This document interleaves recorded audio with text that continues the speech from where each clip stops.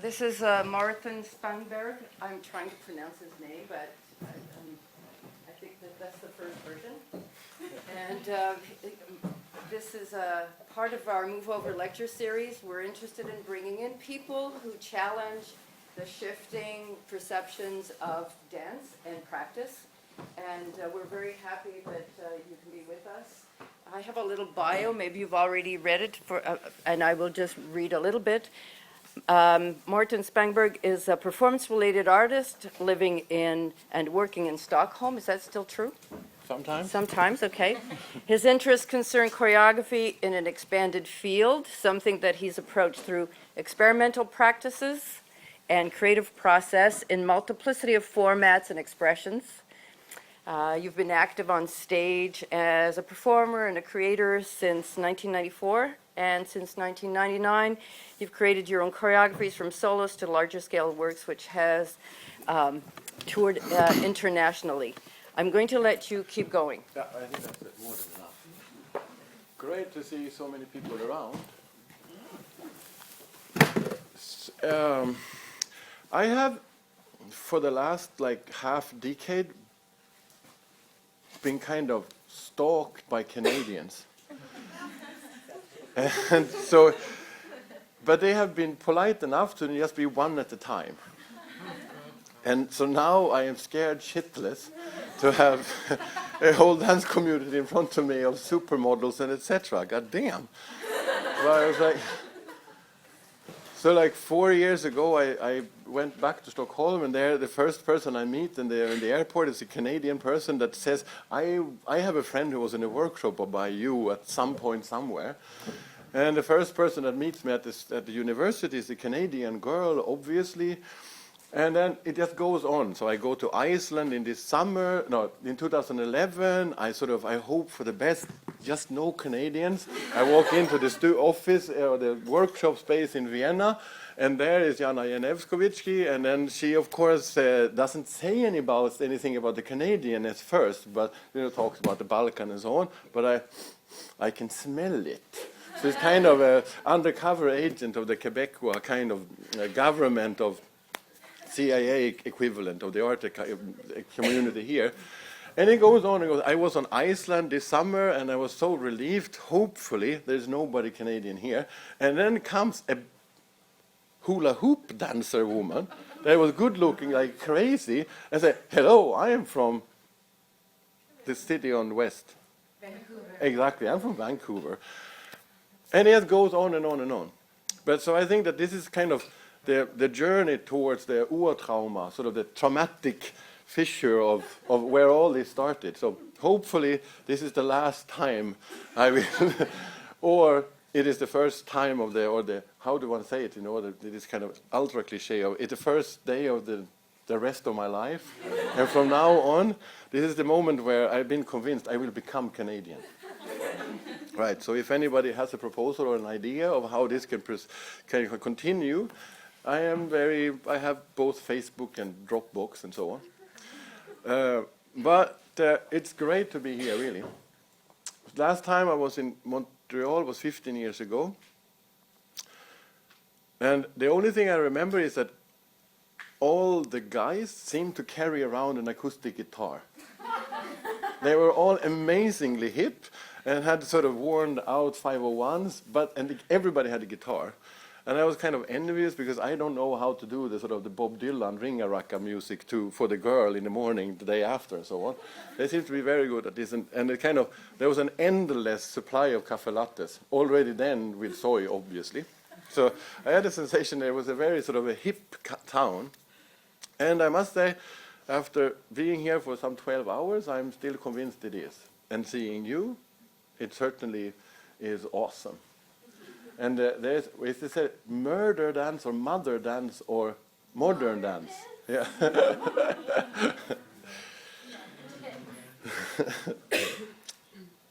And maybe we should talk about this a little bit over the next couple of hours about the understanding of contemporary and how this is formulated in different fields, and what is the political and economical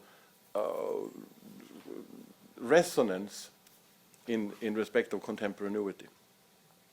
in order to somehow capture how is contemporary dance contemporary in what ways. And for the next 2 days, Jana and Studio 303 have invited me to give workshop, which will be a more practice-oriented kind of thingy. And my idea of fun is that the more people that show up, the better. And so if somebody is still convinced about me after the 2 hours, then you talk with Jana about the possibility of joining in or not. And otherwise, we are, whatever. If you can't come this weekend, I'm always available on digital media. Okay. I will not speak so much about dance today, but in a direct sense. I will not mention Wim van de Kebus at any moment any longer, and hopefully not Pina Bausch neither, or other choreographers for that matter. But I will try to sort of speak on the periphery of dance in respect of what are the preferences of the landscape where dance operates in our current times. Just to figure something out together about what can we mean with dance for political reasons of today, and what could it possibly have meant at some other moment. Both initially through on the pursuit of from the side of choreography, and then hopefully if we have time, we will sort of flip side this and talk about why it is important, or why it is extra important, goddamn important, to dance today and for the next 25 years. I started to go see dance performances around 1990, and at that time it was not such a cool community, the dance community. So what I was doing was to stand around at gallery openings as my kind of spare time. At that time it was great economy. Sweden was flourishing where I was living at the time. So it was a lot of white wine in galleries, and there was a lot of innuendo in respect of the audience. But at any time when anybody showed up to have a conversation with me, then the third question, as you know, so what do you do for a living? Or what do you do? And then the moment when you said something in the direction of dance or performance, then the girl that I was having a conversation with was just swish, gone. So to use the word dance in the beginning of the 90s was really not a good idea. So I started to, invent things like, no, I work with graphic design, or I invented Napster, or whatever bullshit. But I also wanted to be true to myself. But it was a very bad idea. So I didn't get laid for years and years and years because of this awful thing. And in fact, at that time, I worked more as started my adventure with dance as a critic, more or less by accident, actually. But it was really, really uncool to work with dance at the time. And at the same time, in 1990, we remember that it was quite an important book that was published, which was, of course, Gender Trouble, Judith Butler, which in a way, which we didn't know at the time, obviously, but which completely transformed the understanding of performance, but also sort of overlapping and leaking into dance. So from dance having been in 1990 before Butler, a terribly marginal thing, and where performance was, AKA somebody cutting himself in the arms, or, fastening himself to a Volkswagen, or whatever it now might be. Suddenly, there was a currency going on, right? And we remember, all of us who were at international conferences around 1995, how everything all of a sudden was about performativity and speech act. So that became really a sort of a currency. So suddenly, I didn't get laid, but there was a moment of making out a bit, right? Because of knowledge about Butler and whatever. And then, as you remember, there was a follow-up book here, which was Peggy Fellon's book from 1993 called Unmarked, which is, so if bodies, gender trouble is obvious, it's not a book of big brilliance, I think, but it's what Butler is very good at is to be a choreographer. She's not inventing so much, but she's very good in putting stuff together. So this kind of Foucauldian backdrop that she's working from, she managed to make identity politics a really into a fab narrative. But anyways, to say just something shortly about Peggy's book called Unmarked, right? So what she's interested in this book, that I think that you should have in your collection, at least as a PDF, is basically to take an interest in artists that is occupied with how can I sort of supermark or unmark my subject or my body. So if you think about Anna Mandieto, for example, as somebody that sort of unmarks her body by becoming one with nature or one with environment. Or Sophie Calle, who is somebody who is marked as a Western European heterosexual white woman who starts to work in some project, for example, work as a janitor at a hotel and becomes the people that she cleans for. So she kind of stages herself as foreign to herself, and sort of in that respect undoing identity. And what is interesting with Peggy's book is chapter 7, which is called The Ontology of Performance. This is only a warm-up. I won't speak about books and theory for so much, or theory, yes, but not academic-wise.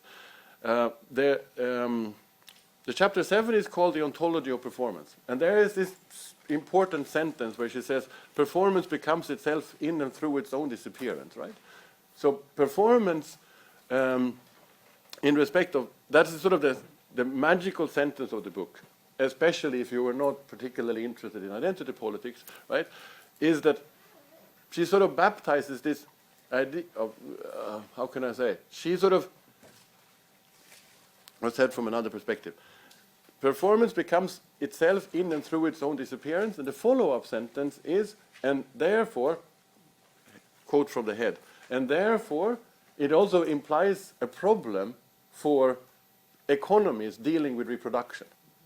Where do we save our performances, right? So that it is passing away, that it is dealing with that it is a kind of a specter. It is a demon that shows up, and then it always goes away. But it also is a little bit dangerous because it might show up tonight, tomorrow night as well, right? So this passing away, this is problematic for capitalism, as well as communism and any other kind of ism, political ism, dealing with production in ways. But it is also important, what we kind of forgot when we read that book in the 90s was that she says on an ontological level, there is something else which is the epistemological situation, right? So if one would say this in other words, in respect of the realness of performance, yes, it is it is troublesome for capitalism. It is troublesome for academia. It's troublesome for history. But that doesn't, of course, say that we shouldn't be. What Peggy doesn't speak about is what politics then is it? In what respect? In respect of what politics is it a problem? And that is, of course, our job as performance makers to acknowledge and reason about ourselves of what is the politics that we want this problem to impose or deal with, right? But that was just shortly to say. So with this, it was not. Now we were not only interesting because of Butler and performativity and identity politics, but it was also something about performance gaining a new political texture, which was slightly different than the one of a 60s or 70s or 80s, right? Even though we will not go into what these are in detail, possibly. But it was just interesting then to see how, from having been super marginal, dance and performance, live art is moving towards the center. And then in 1996 was another interesting moment, which was that a business magazine called Forbes, they had a thematic issue that where on the cover was called "Perform or Else." And what they propose in this thematic issue is more or less, there is also a book by somebody that I forgot the name of, which is also called "Perform or Else," where he goes through how these transformations was happening. It's a performance studies person from New York, but the name slipped me. Huh? No, he's much younger. Yeah. If that's a good or bad thing, I don't know. But anyway, he only published that book and some papers. But and it's great. The first 80 pages are great when it's about performance. And then he talks about different kinds of performance, of cultural performance and technological performance, for example. But then he starts to talk about perfumance. And that's kind of the moment when I get a little bit questionable. Perfumance. Like as kind of some sort of idea of scent or whatever. That I sort of didn't read so much longer in the book, at least not, it's 15 years ago anyway. So, exactly, precisely, perfect, thank you so much. What's your name? Maya. Maya, great. It's good, you are my sort of Google assistant, excellent. Okay, so, but what they say in this thematic issue anyways, is basically, what we can see in society is that modes of production has transformed from industrial production, large-scale factories where the workers come in the morning and all the workers do ka-ching and everybody is identical. The worker in the factory might be tall or skinny or old or young, but he's there on the same basis. Every worker is interchangeable with any other one, right? This system of work, where we produce many of the same, so Model T Ford, for example, right?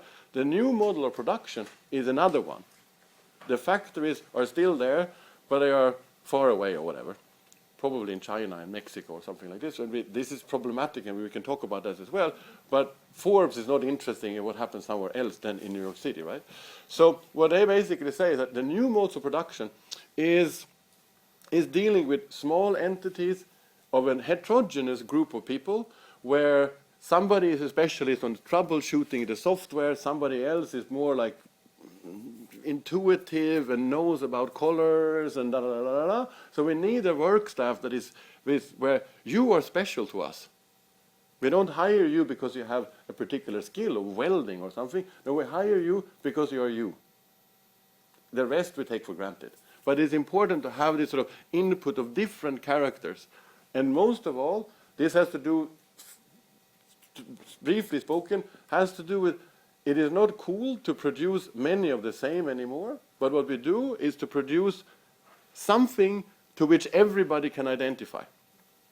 Do you want to say classical industrial capitalist production is a matter of saying one size fits all. And contemporary capitalist production is rather something like we make the product be customized for you. Like how I obviously on my browser that I use, I have customized that with a skin that is only for me, right? So it's all a matter of, which we will come into, how this produces identity politics and so on. But anyways, what they then say is that if there's not an identical worker, but a heterogeneous group of people, where we are not so much, first of all, interested in your expertise, but we are interested in what you can put in, then how do we evaluate what the worker is doing? In the factory, it was easy. You did 500 and you did 250. Who are we going to fire when times go bad, right? That's quite easy. So evaluation was based on items produced or very easy measurement. But how do we do when it is your performance at work that is about to be evaluated?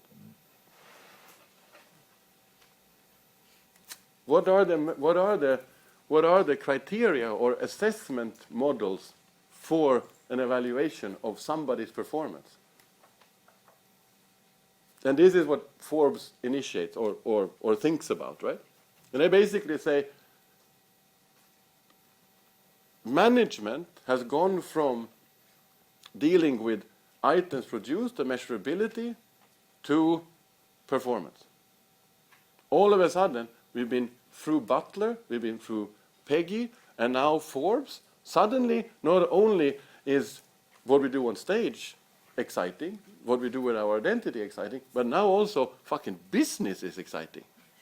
Great.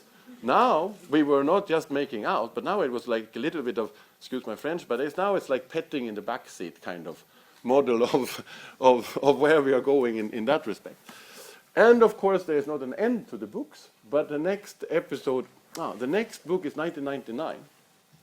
And that was a book called The Experience Economy.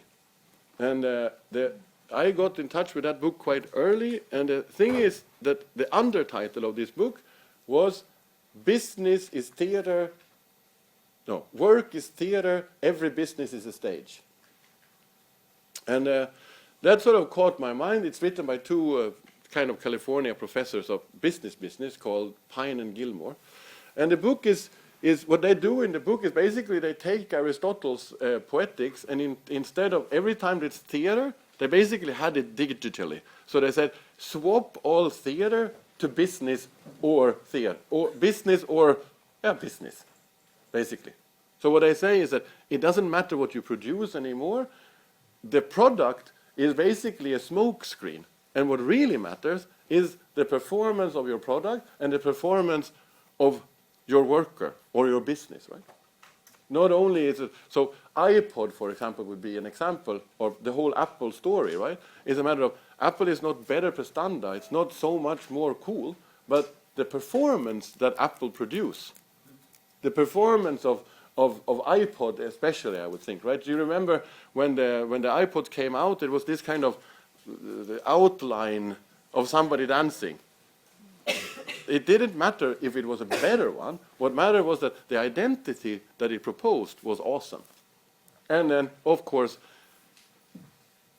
who would have any other loud headphones than a pair of white ones? Like, so also these kinds of signatures became part of the agenda, right? Those headphones are not more or less better than anybody else, but they are white. So when we stand in the bus on our way to Concordia, matters. So Apple was very clever in dealing with this. But it is, of course, also equally interesting to think not only the performance of our product, but also the performance of how are we at work, right? Which is, how do we greet each other in the office? How do we understand each other's, how do we deal with somebody having kids in the kindergarten? Is that an annoyance for our company, or is this something that we say, this is a great resource? It's great that you need to go, it's great that you go to pick up your kids at 3:30 in the afternoon, and we welcome this as something, and can we rethink that into a resource, our project, whatever this has to do with anything. Basically to say, how do we say hello in the morning? The performance of how we are together is equally important. So if this becomes a kind of a group choreography or whatever, it's fine. With architects, sometimes I teach at the architect school in Stockholm. The first year students in architecture, they are always brilliant. They are kind of worse dressed than you are. Really. Now, whatever. But they come in the first year and they're all kind of all colors and they're wonderful and asymmetrical haircuts and, great. And we start working together and everything is smooth and crazy and whatever. They're very creative, which is maybe not such a good idea, but anyways they are. And they come to architecture with a lot of pleasure and happiness and they're just bubbles and glitter inside. And then the first year is great, and then they go on summer holidays, and then they come back for the second year. And then something has changed. And it is that all of them are now dressed in black. All of them, right? And it's I have a theory, and it is that there's a kind of a sort of comme des garçons, no, it's kind of architecture garçon, or something like this, like an outlet store that is open only in July, where all the architect students get the newsletter to go and shop there, and they only have black. It's really cheap, but they only have black. They come back in the autumn, and then architecture is over. Then they start to make straight lines and more straight lines and whatever. So far, so good, right? But then I also, then they all behave exactly the same all the time. When they come in the morning, they look gloomy. Over lunch, they look gloomy. In the rehearsal, well, we don't have rehearsal space there, but in the lecture room, in the drawing space, they all look gloomy and sort of cynical and sad and whatever. And they do this throughout the education, and then they start their own business. And here comes the point somehow, is that when they sell something, they always seem to show up in the same black outfit to all sales dates. So, and I think that the black outfit, sort of pseudo suit, sort of, yeah, almost but not quite Hugo Boss sort of fashion, that is very good if you want to sell something to a boring software development company, or if you want to sell something to whatever, right? A publishing house called MIT Press, or something in that direction. But what about if the architect, which is today is me, if I'm going to sell a house to a young couple expecting their second kid? Why would I show up in the costume, in the suit outfit, when I'm thinking like, what I of course do is that I get my bicycle, go over to the neighbors and say, can I borrow your kid for a while? Take the kid on the arm, bicycle to the sales date, forget the drawings, and then show up a little bit with panting a little bit, and say, yeah, and the kid, and I am sorry, but, my wife had to go to this meeting, or she got sick or something, whatever, so I had to take care of, and of course I have kind of a little towel here with a little bit of puke on it, to show that it's like, and then we go around into the bathroom and say, yeah, it's a very spacious bathroom, it's so good when you have those small ones, right? Yeah, for whatever it is that those people do. I don't really have so much knowledge about it, but anyways, so there, obviously, I changed my identity in order for you to say, yes, I expect my second one, and I know exactly what you're talking about. We can identify with each other, and then, we can talk about what kind of... And it's very close to the playground as well here. You don't fucking care about the broadband, do you? You have kids to bother about, right? So the architect is somebody who really missed out the 90s in respect of how to perform ourselves, right? Well, so that was the experience economy, Pine and Gilmore. And we should come back to what this means, experience economy, right? Then in 2003, and this is the last book, in 2003 came out a book by somebody whose name is Paolo Virno, Italian philosopher and political theorist, and this book is called The Grammar of the Multitude. And look at this. This one is downloadable on internet, so you have no excuses not to read it. And it is a series of lectures, so it's also kind of, how do you say, sort of toilet literature. You can just, it's for a bus. It's not a very deep, not a very difficult book. And what he introduces there is the connection in between labor and performance in a way that hasn't, as far as my readings and as far as my mapping has been, he introduces a relationship between labor and performance. And what he basically says is that that what we see today is what he then calls immaterial labor. What I do in my job is not to produce something that is tangible afterwards, but my job is the activity. And we can think about two obvious examples. For example, somebody who is working only to give advice about, if you buy detergent, that you can call the line and say, hello, after the architect meeting, my kid has blood was what I wanted to say, but after the architect, my kid was cutting himself up, and now there's blood all over the place. What should I do? And the person there is giving you advice, right? But he or she doesn't sell anything. But this is good for business, right? We have to customize. You have to be able to call us up and say, what do I do? But so what is the work? How do we evaluate the work that such a person is doing when the only thing you do is to give advice? Follow a web page, give the advice. Nothing is being sold, right? So again here, what the person in the call center is doing is follow the web page. Anybody can do this, right? But you do it with a charm that makes your customers happy or whatever, right? So it's again, here it's all about the performance. Same thing with me, is that, I mean, of course, I should provide some knowledge and I should provide something reasonable, but most of all, my job is to come here to perform well. My job, I promise you, I'm not good at anything. I couldn't even do a kickflip when I was a kid, on a skateboard or whatever. I don't know how to weld or repair something. The only thing that I'm good at, we will see if I manage, is to talk.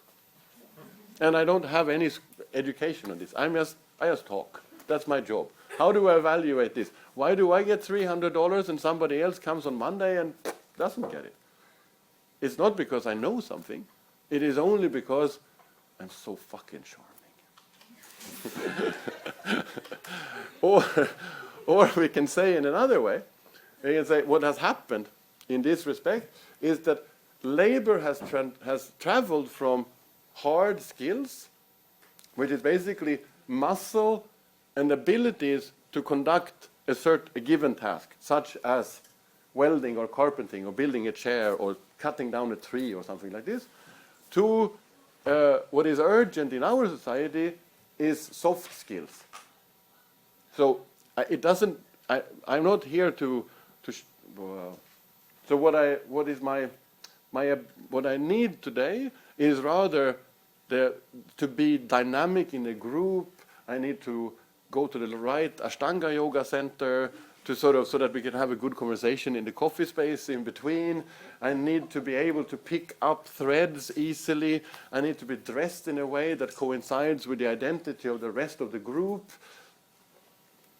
This is my skills today, right? And I should perform myself not as being a hipster, but I should still be special enough for you to say, this is something that we can have a conversation about, right?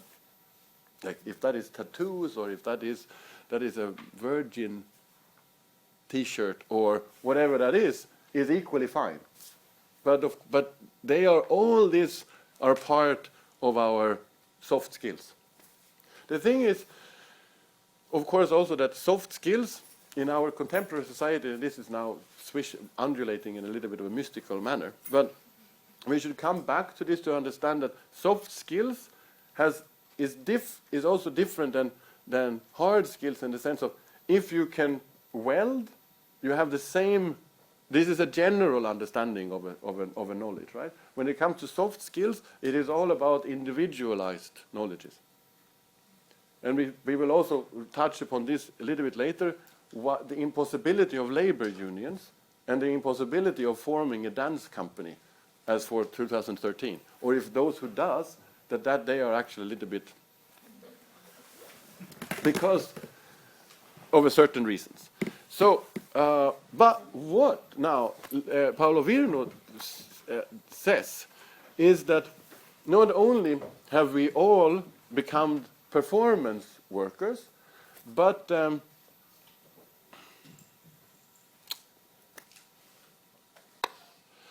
we have all not only, but rather like we have all become performance workers, and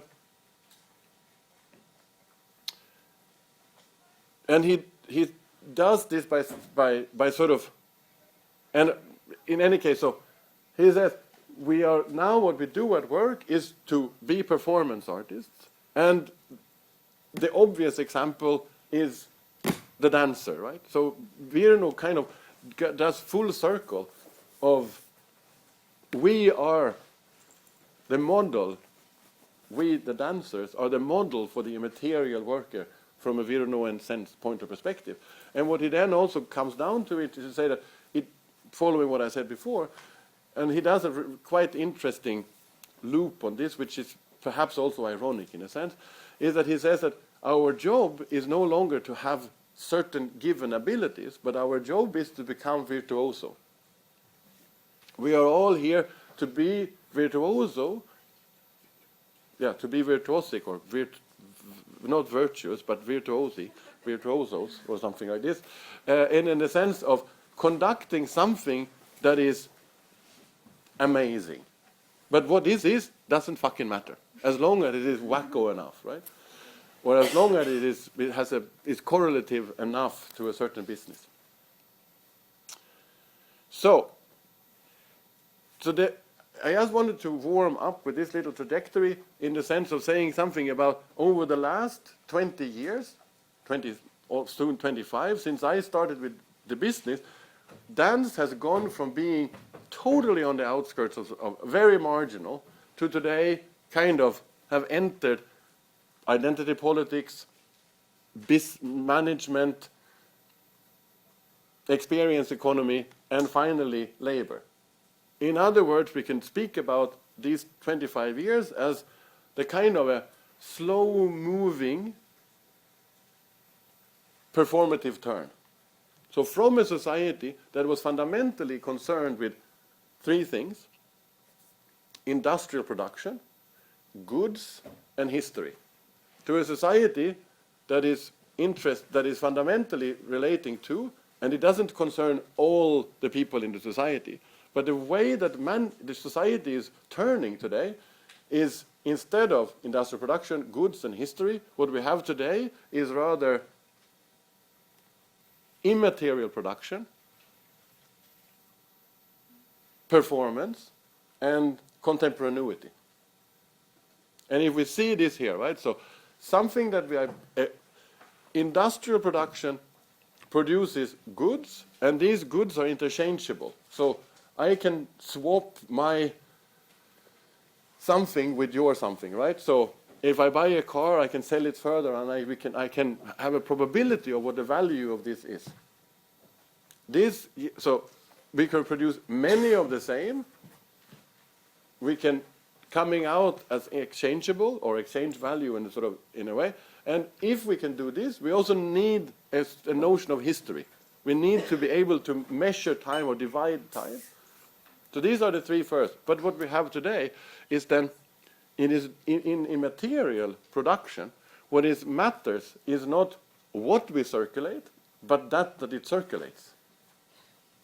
The important thing today is not my product passed over to you. This is not the concern. It's the exchange itself that matters. So if we think about this in respect of stock market, for example, what you do now is not to find the investment and then put all your money in it and hope for the best, right? What you do now is you invest with quick oscillations. So you buy and you sell and you buy and you sell and you buy and you sell as fast as possible. And what you earn money from is the little differences that happen in this oscillation. What you transfer, it doesn't matter. It's a transfer itself that is sort of organizing money. Jana and I was in a hipster cafe next to the software company. What was the hipster cafe called? KGB, indeed, which is fairly interesting, and I guess you've all been there, obviously. And but what is curious with this thingy is like how it is sort of miming a kind, or for me at least, it's miming a kind of domestic setting. Sort of the chairs are a little bit rickety, and it's like the chauffage is there, and as badly painted as it is in my house, and the sort of it is the onions are just lying around, and of course everything is super organized, but in this way, right? And everything is kind of home cooked, and then my French is very bad, so I couldn't really get the picture of how to choose something, and it looked like the waitress chef lady was doing something that looked interesting. So I asked, can I have the same? That was, of course, not on the menu, but she, of course, is then saying, but I'll do something. And I was happy, she was happy, and it was all this circulation. There was somebody over there doing her business on the Wi-Fi, and somebody was over there having a kind of brainstorming kind of meeting, etc., etc. What interests me here is like, the people behind the counter and the people on both sides of the counter all of us are at work, and all of us seem to be on leisure. Like, it's almost like the money that I pass over to on the other side is just a token for it's going on. But that money is also passed to me because I am there, and that simply that I am there is organizing value. I have now told 35, 60, all of you, the Cours de Ballet, I've told the Cours de Ballet, go to KGB and you will be a better person. Here is the circulation, right? And it goes on and goes on and goes on. In a way, this is troublesome, right? Because the factory worker, who was all identical, he had a great thing. In his choreography stopped, his performance stopped at 4:30. He could go home. And he could go home to his family and his wife and his other folks in the football club or whatever and say, if I just had steel shoes, I would kick that fucking factory to the ground. He could go there and say, he could do graffiti on the fucking factory, right? But what about us? Where are we going to do graffiti on? What are we going to tear down? I never go home from work.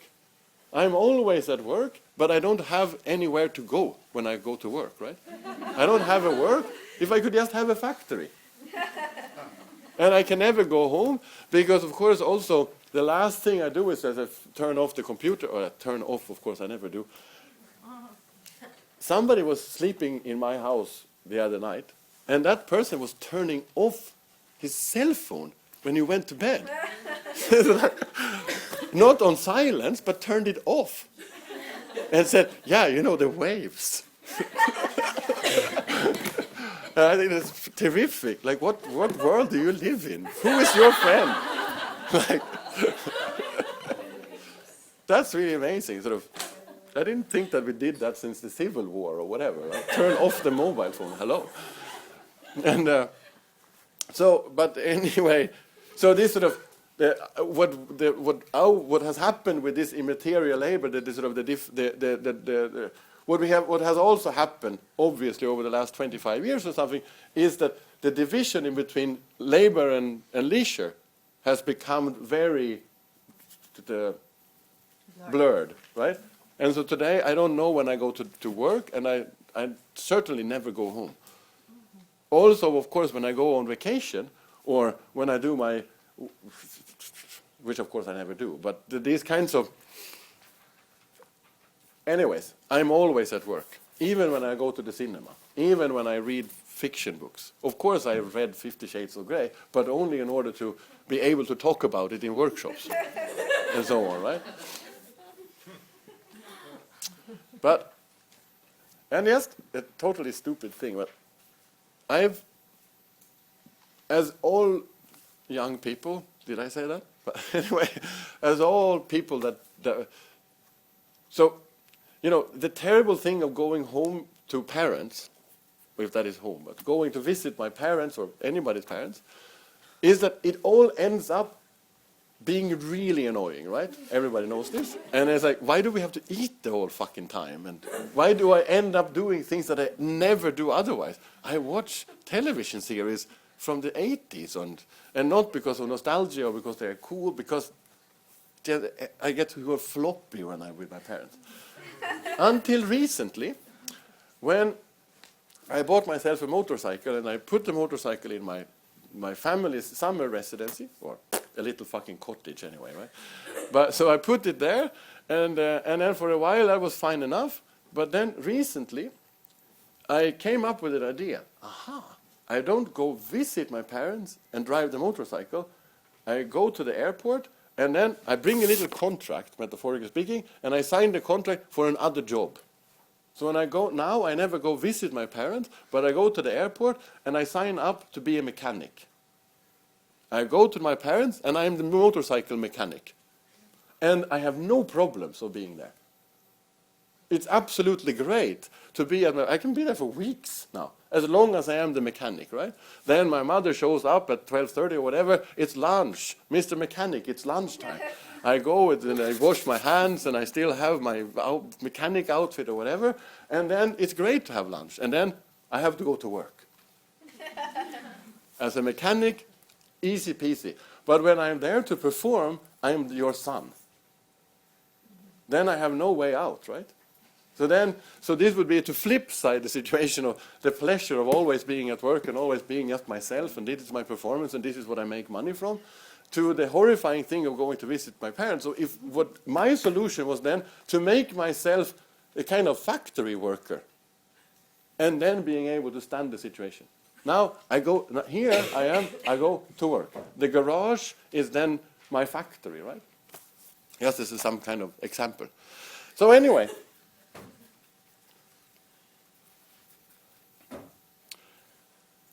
but so when it comes to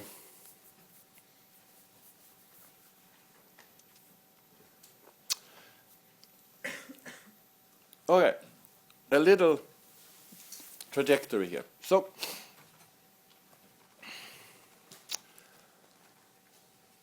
maybe we should soon start to talk about choreography.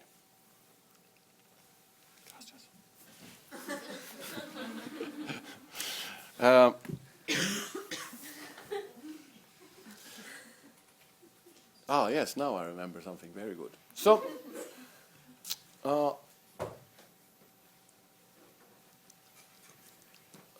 you know,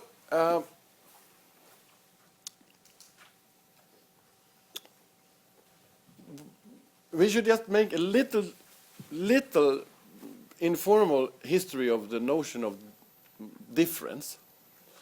So,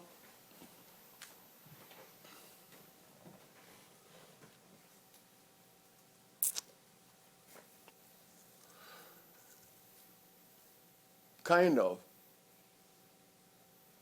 There is a date which is the 18th of August 1971 that is significant to me and significant to the world. And I think one can use this date as a difference before and after.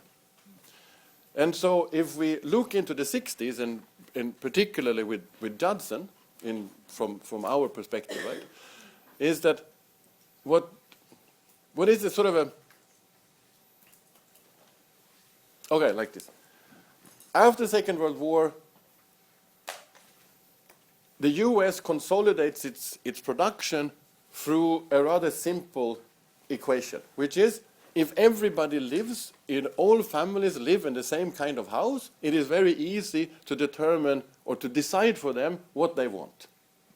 So everybody lives in a one model, and then we can produce products, and we know how often they will go to Walmart, or how often they will need a new car, etc., etc. Very, very easily understood, right? Or very, very categorically spoken. And of course, there's all kinds of differences, and all people are not involved in the society. But sort of the model of a post-World War classical industrial capitalism is organize people, and we know what they will buy, and therefore we can optimize production. Easy going. Then, and we get McCarthyism is sort of the political equivalent to anything that doesn't live there, we will throw out, basically. Or as long as you don't live there, you're probably a communist. So we get rid of you. And then comes the kind of a counter movement, which is, so hippies and alternative communities, etc., is a sort of a counter movement to an installment in a homogeneous society. More or less successful and so on. But there is certainly the sort of the homogeneity of the US society is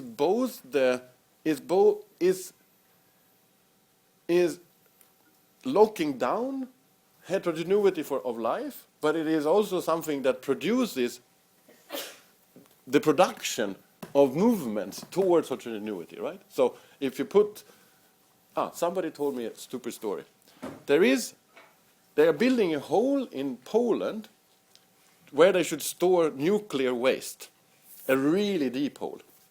Now everything is going well, except they haven't figured out what to put on the door. I mean, whatever the address. Well, because the time when until the uranium or whatever is down there is okay to open the door is like 80,000 years. So the likelihood that Greenwich Avenue is going to be there then also is very, very small. So what do we put on the door? Because maybe they come and open it earlier than 80,000 years, and then they will have a shock. Like, they maybe get allergic or something like this. So what do we put on the door? A kind of a skull with bones underneath, or hazardous, or what do we do? And the solution to this was we won't put anything on the door at all. Because whatever we put, those folks are going to, considering that they are like us, right? Those folks that come there, whatever sign there is, they will be curious and will open the door. So the only solution was to go blank. Now, why did I say this? Indeed. So the moment when you put the sign up, right, when you say no trespass, that's the moment where you start to wonder what's behind. So the homogeneous American society gives rise to heterogenization. And we see a numbers of emancipatory movement, women's emancipation, black emancipation, education emancipation, etc., etc., etc. And of course, Judson is involved with the same story. And can we also then think that it is possible to emancipate it's possible to, in this time, it is possible to speak about emancipation or liberational movement, because there is something hard that says until here, but no longer. There are explicit, actual borders to not be trespassed. The one would be between the West and the East, for example, right? Once you sympathize with Moscow, you're not welcome here anymore. There are definite borders. Emancipation happens. So we can then say difference and differentiation is good per se. It is good to emancipate. It is good to expand the way that life can operate. And then then comes this moment of 1971. So intellectuals are emancipating, women are emancipating, gay people are emancipating, even Judson are emancipating, until 1971. And there comes the brilliant moment of emancipation, which is when Nixon emancipates the dollar from the gold. So the 18th of August 71 is when he throws out the gold standard. He says, now dollar is only fluctual. It is what we decided to be, or what governments decided to be. So now the value of dollar is only negotiation. So what we want to do in the 60s is to liberate ourselves for certain opennesses, because there are actual borders. And what Nixon does is to say, hello, now the value of values is also now liquid. When the dollar, definitely symbolically speaking, when the dollar is liquid, then is there any indexicality that we can go to? Is there any border if also the value that buys everything, when that is also open? And then we can wonder, what happens with the notion of differentiation when the very core of value is exactly liquid? So something happens here. It's like, from overnight, so to say, differentiation becomes economy. If there's no borders, I propose, let's emancipate ourselves. Then if there's no borders to emancipate, it basically comes down to me as being the salvation, and that's an economical and a negotiation and an economy, right? So differentiation becomes a completely different opportunity. And it is no wonder then, if von Rainer leaves the Judson Church more or less in 71 and becomes a filmmaker. And what she says in one aspect of this is that she said, I was fed up with dance, fine enough, right? But what she also says is that I was interested in going going for a medium that was hard, where decision-making was irreversible. So when dollar goes dynamic, Yvonne Rainer goes away from an art form that deals with dynamism towards an art form that deals with, deals with actuality. Maybe that is not the smartest move, but it's an interesting understanding of what the reason why Yvonne Rainer moves out of dance is because there is nothing more to differentiate. I was finished with choreography. What more can I do? If we now think that Yvonne Rainer is not somebody that is predominantly interested in dance, but is interested in art, so to say, right? And an art being either a matter of excellence or art as a kind of a laboratory for certain kinds of innovation or certain kinds of event-like opportunities. So here we are.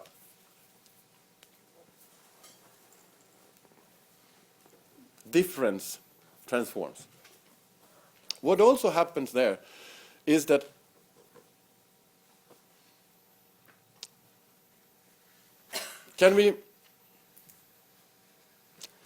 what also happens with this moment is a new understanding of liberalism. Liberalism is no longer, in this moment, is no longer fastened onto actual value or indexicalities, right? So also politics is now only about liquid. It's only about fluidities. It's been about fluids, liquidity before also, or movement. But what happens here is that there is no grounds at all to produce ideology. And I would argue that what happens between 71 and up until now is this sort of excessive liquidification or liquidity of a previous ideological opportunity, and 89 is, of course, the magical another moment where the opportunity of ideology is disappearing. So in other words, what happens here, and this is the point where I wanted to go to, is to say, before 1971, we could trust structure. We say the society operates because of, like this, because of structures. Because of the West and because of the East, because the dollar is there, there is structure. We might not understand it, but there is structure. Ideology, I would also argue, is the structuring of opinion. It is made out of opinions, but it's a structuring and settlement of opinions. We can have different ideas, but the structure, the ideology, tells us how these ideas are operating.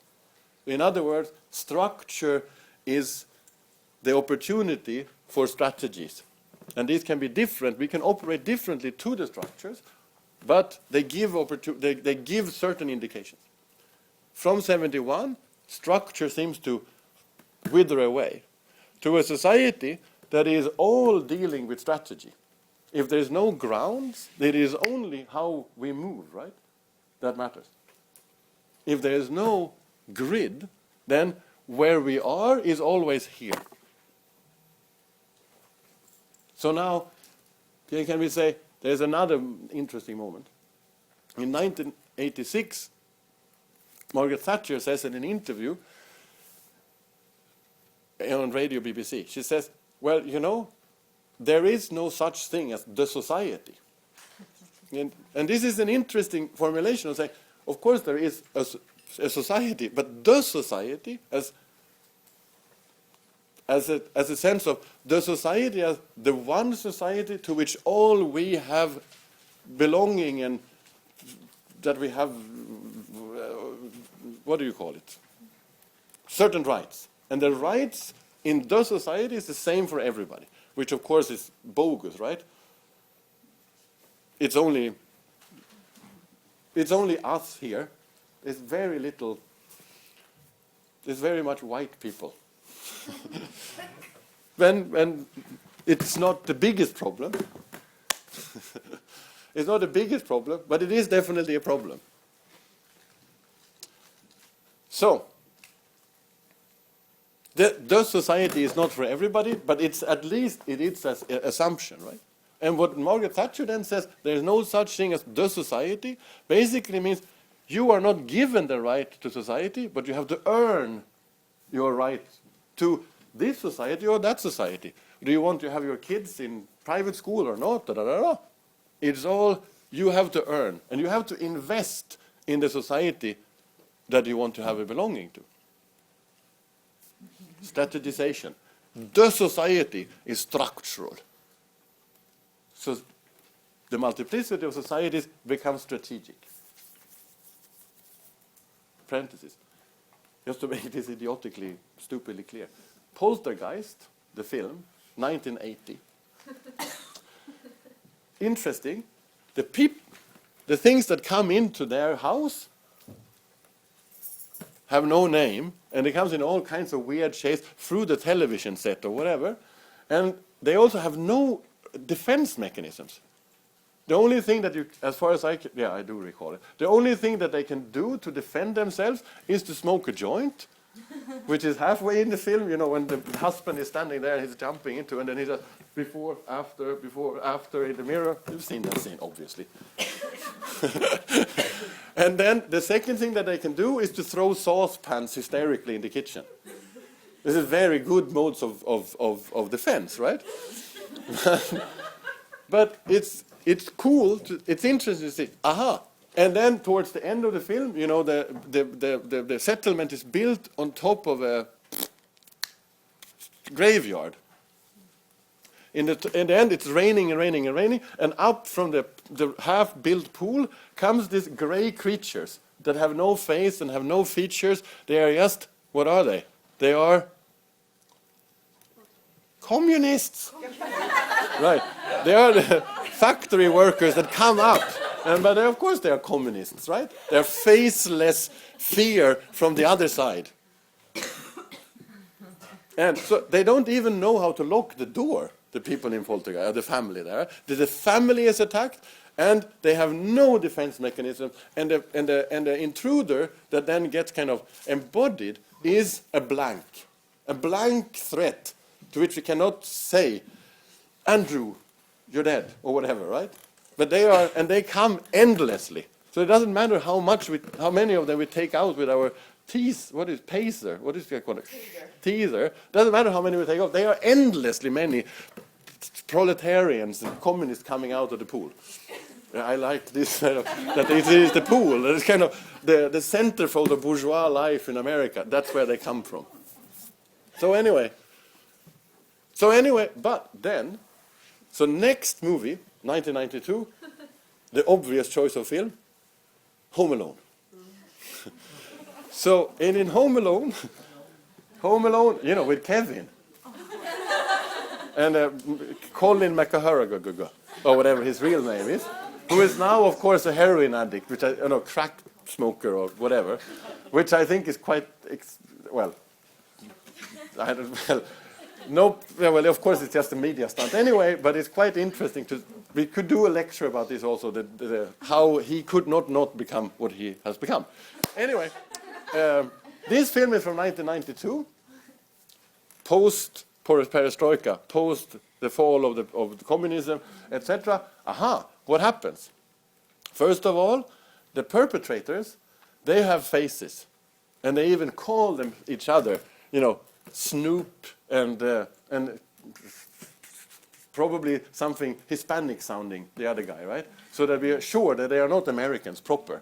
But they have faces and they have names, and they know where they are going. They identify the house. With the communists, they just come up and they just want to eat society in general. But these guys, they have faces and they detect this house.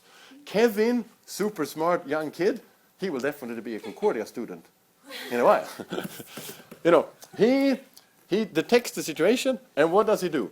He locks the door, and he has endless amounts of protective stuff. You know, he has solutions to everything. You have seen the movie, right? And for an hour and a half, I think it's fucking fantastic. And maybe like this. Home Alone. Home Alone 1. Home Alone 2 is worthless. There's the one, Home Alone in New York. Doesn't work at all. And the Home Alone 3 is also very good. But that's not Kevin, that's not Colin, but some other actor. But it's a whole gang of people in this kind of 80s skiing outfits that come to do the robbery. It's brilliant, but it's even worse, right? And now I saw that it came out a new one. Anyway, Home Alone 1 is like the Hollywood version of Lauf der Dinge from Fischli and Weiss.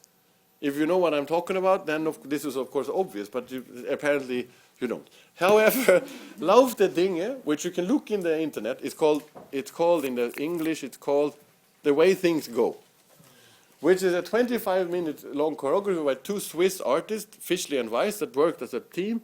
One of them died recently, whatever. But super, super successful. And this whole 25-minute video is kind of a domino, but it is made in their artist studio. So it's kind of a garbage can is falling to a plastic bag that is running around to, and then that's making an explosion, and it goes and goes and goes and goes. Fantastic. Home Alone is just much better. What year is this? Lauf der Dinge. How this the way things go. Yeah, but I don't know. I can't remember. I didn't prepare this reference today. I have no idea. But hey, look it up. Look at the way things go. Fischli and Weiss. My assistant Maya is going for it. But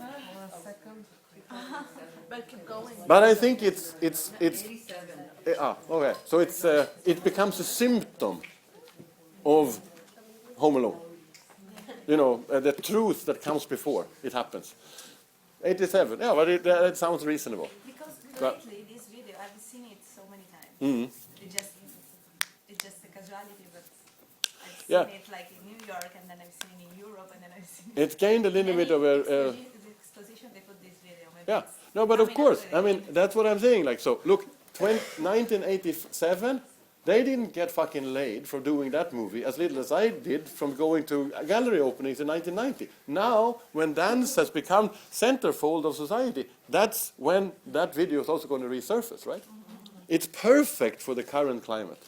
And we should come to soon why this has to be like this. So, and then of course, what happens here, why is it like this, right? So, Lauf der Dinge does this, and maybe this is incidental, but we can also look at it another way.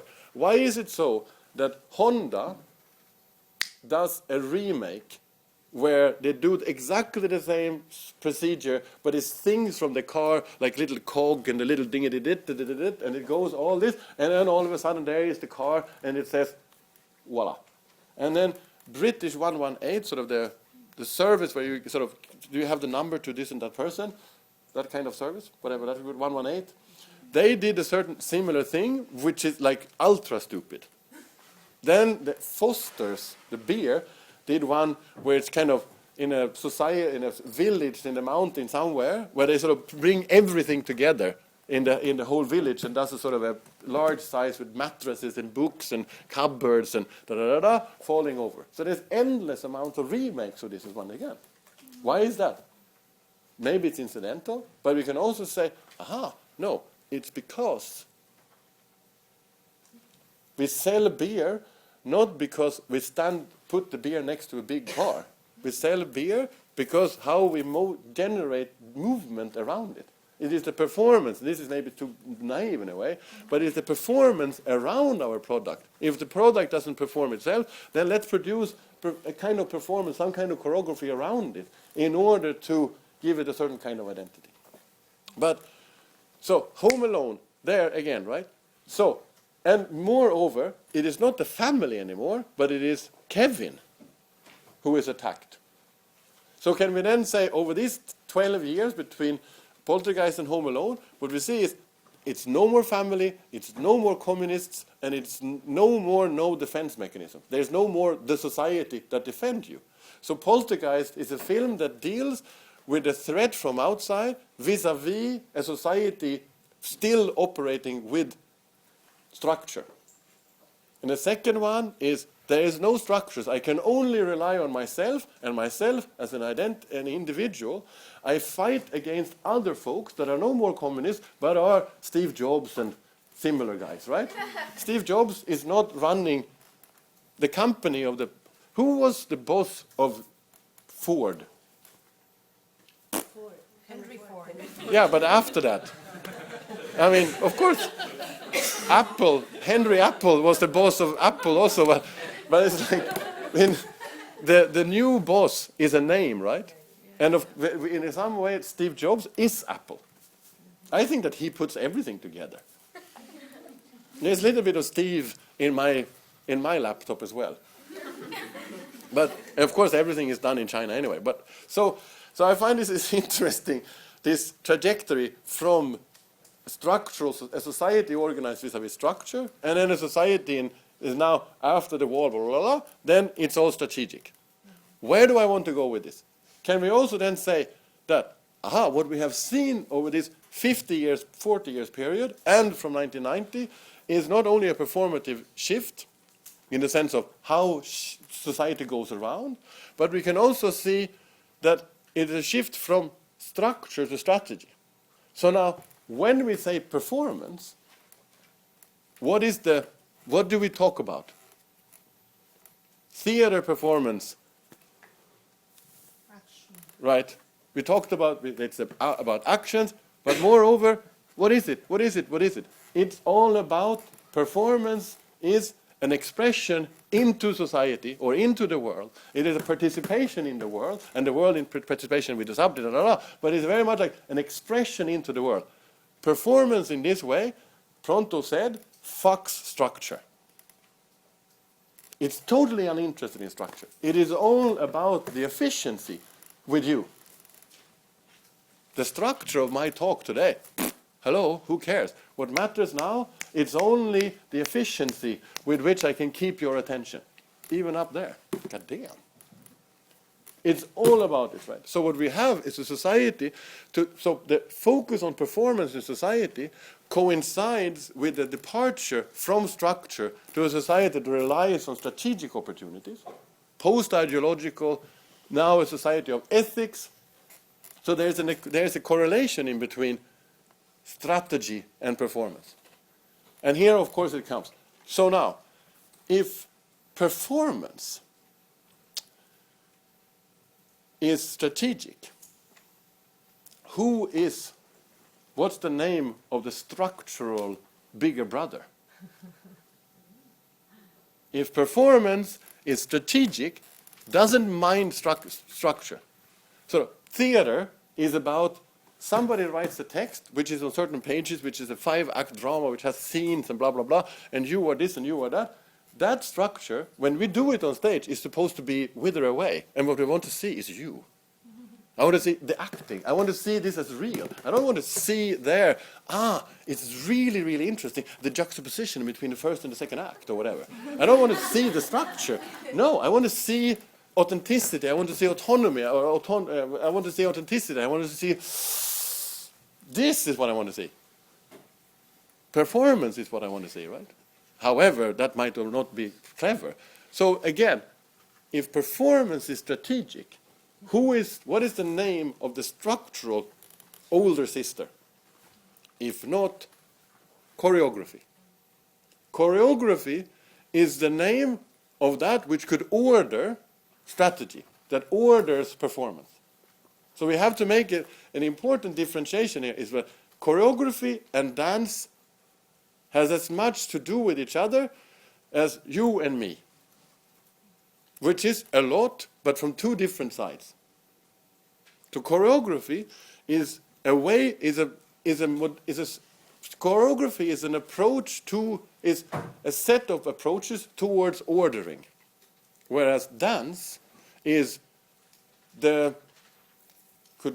for today at least, could be said to be, dance is a certain orderings, one of the expressions into the world that choreography can be given.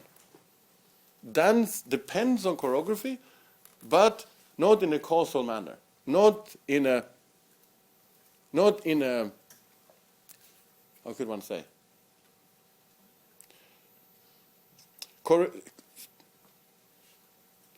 Depends on choreography, but rather as an invitation than as a restriction. Choreography gives permission to dance, or at least choreography can oscillate from being giving permission to dance towards fastening dance or locating dance. But what I wanted to talk about for a little while now was that the ordering mechanism of performance is choreography. If now society as we have it has gone from a sort of a choreographic society, ideology, structure, poltergeist, etc., what is the society? And now we have a society that deals very much with strategic opportunities.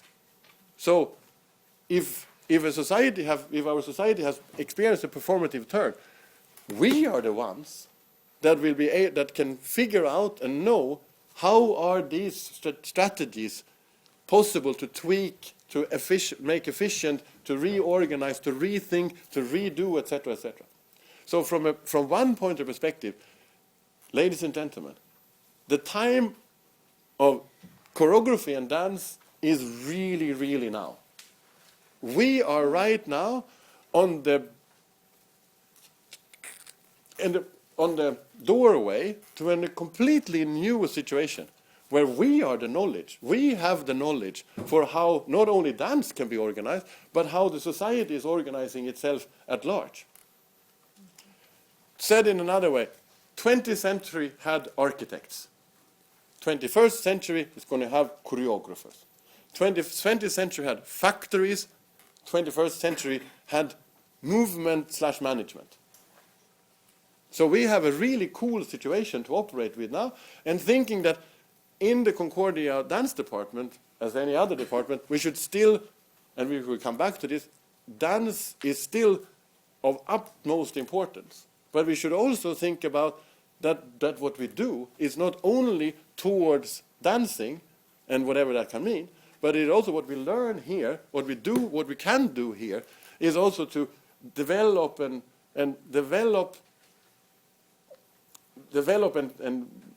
linger with and hang out with and tease with and whatever. What we are doing here is also to produce things that expertise, competence that is interesting for the whole shebang.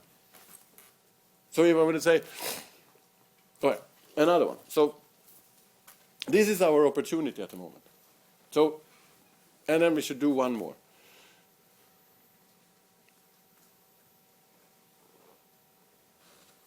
We have to be, I think it's of utmost importance that we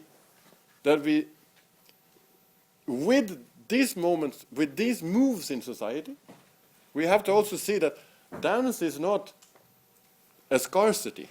Choreography/dance is not a scarcity. It is something that society needs our competence right now. They didn't need it in 1990. But now, our competence is high value. We are currency at the moment. So instead of saying, well, we need to preserve the understandings of dance that we already have. We need to preserve Cunningham technique and even Horton, maybe not. But so we need to preserve techniques. We need to preserve the dance because it's now threatened to be dissolved by the entire world. We should definitely have preserving agencies as well, but we should also realize that we can seize this moment where dance and choreography is currency, where society goes around with performance. Because if we don't seize it, somebody who has better funding is going to seize it for us. And that day, we are over. They're not going to come back to us and say, well, I know we snatched it in front of your nose, but you can maybe have it back. And we can also consider then making money or circulating money in our field doesn't stretch to Usinzi or FTP Festival or whatever it's called. It's not even to the kitchen or to Judson Church. No, our economy is huge. Parenthesis. So, choreography education, generally speaking, and I have no idea how education here works, and I don't know how Concordia is organized, so this is more of a general proposal. The way that the choreography education works is like this. Choreographer students are being auditioned, and they are all glitters and bubble again. They come to the education, and after 2 years, we give them Cunningham composition, Pina Bausch repertoire, no Wharton, but more or less everything. And after 2 years, they are there, which is to say they are experts. They are experts in being choreographers. But this expert is defined by somebody.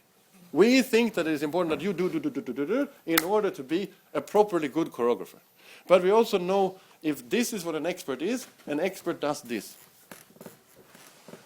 This is expertise, right? But so then what if it's very easy to miss the goal, right?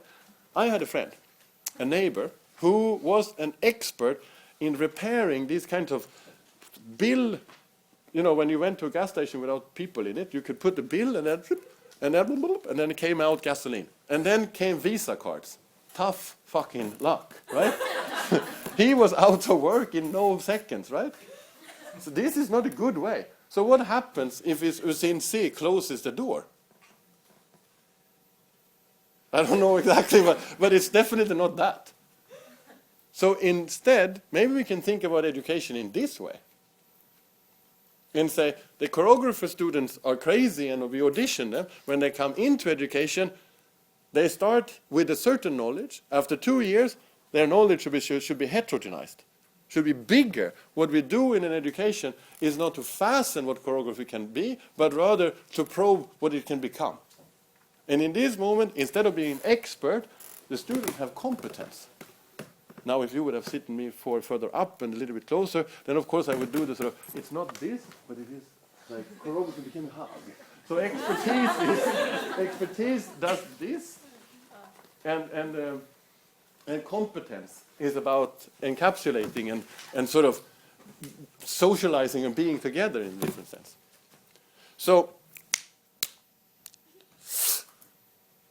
So this is the situation where we have now. We can choose. Do we want to consolidate what dance and choreography already is? Or can we say, no, we are educating choreographers not to fit existing businesses, but actually we are educating choreographers in order to further expand, to say, when my students or when somebody's students come out to education, they say, yeah, but, you know, Théâtre de la Ville is just one of the possibilities. I can also work somewhere else and somewhere else and somewhere else. And I don't want to know what these workplaces are called, but that's the job of the students, right? So if the society is open wide for choreographing and organizing performance in different characters, why can't we also go there? And we know it's easy, right? Competence can be in many places, have many applications, whereas an expert is destined to that venue.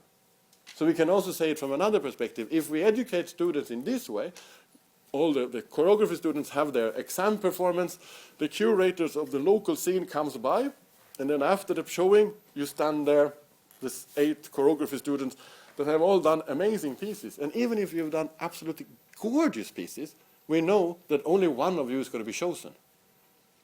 The business can't choose you all, right? Because then what are they going to do with Bill Forsyth and Andreas